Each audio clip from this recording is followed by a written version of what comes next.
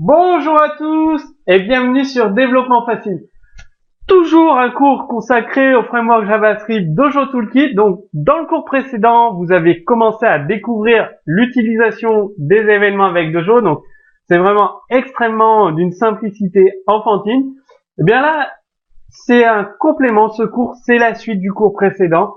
Donc, en allant un peu plus loin dans la gestion des événements. Donc, l'événement unChange, c'est lors du changement d'état d'un élément. On appelle justement la fonction Dojo écouteur. Donc, par exemple, un bouton. Quand on clique dessus, il y a un événement unChange qui est diffusé. Et dans d'autres cas également, vous avez onMousCenter, onMouseLeave. Ça fonctionne exactement, respectivement, comme onMouseOver et onMouseOut. Donc, lorsque la souris entre au-dessus d'un élément et lorsqu'elle quitte au-dessus d'un élément pour onMouseLeave. Vous avez un objet événement où vous pouvez récupérer plusieurs propriétés. Donc, l'objet événement Dojo accepte plusieurs paramètres. Donc, target, c'est l'élément qui a généré l'événement. Par exemple, une div qui génère l'événement onClick. Current target, c'est l'élément qui répond à l'événement. Layer X, layer Y, c'est les coordonnées X et Y de la souris par rapport à current target.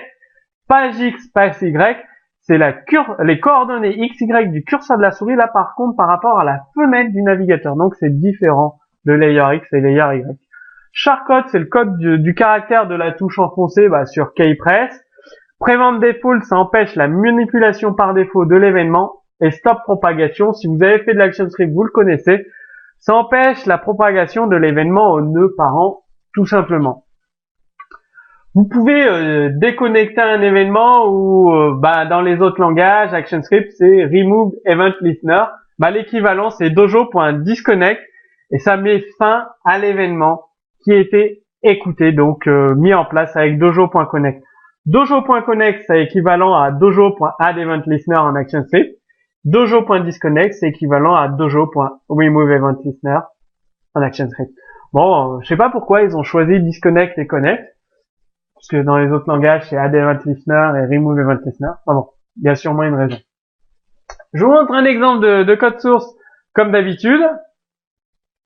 Alors, on fait à dojo.connect si image unChange. Sur l'événement unChange, on la rend visible, l'image, tout simplement.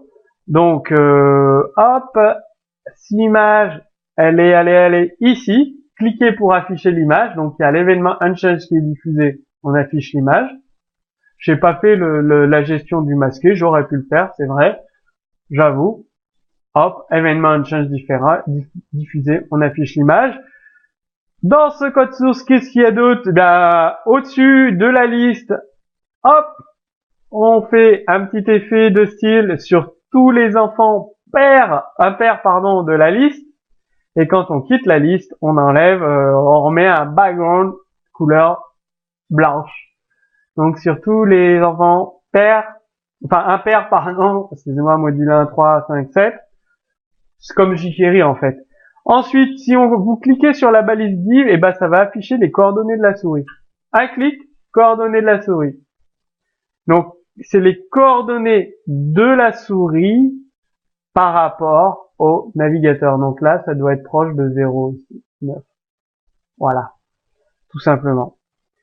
Et pour afficher une boîte de dialogue, sur le on-click, la boîte de dialogue s'affiche une seule fois. Donc vous pouvez cliquer plusieurs fois, elle ne se raffichera pas. Pourquoi?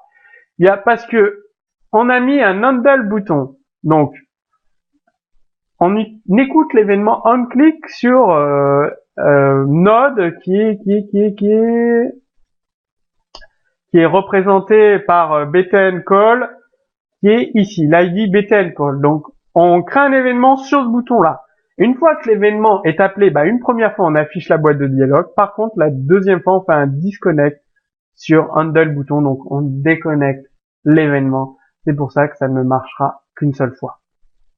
Bon, vous avez déjà de quoi faire, vous avez eu de nombreux cours, une bonne dizaine de cours sur Dojo Toolkit. Téléchargez le code source disponible sous cette vidéo et à vous de le mettre en pratique dans vos applications HTML5. Si vous avez des questions, posez-les sous ce cours vidéo, je vous répondrai avec plaisir et je vous dis à très bientôt sur Développement Facile.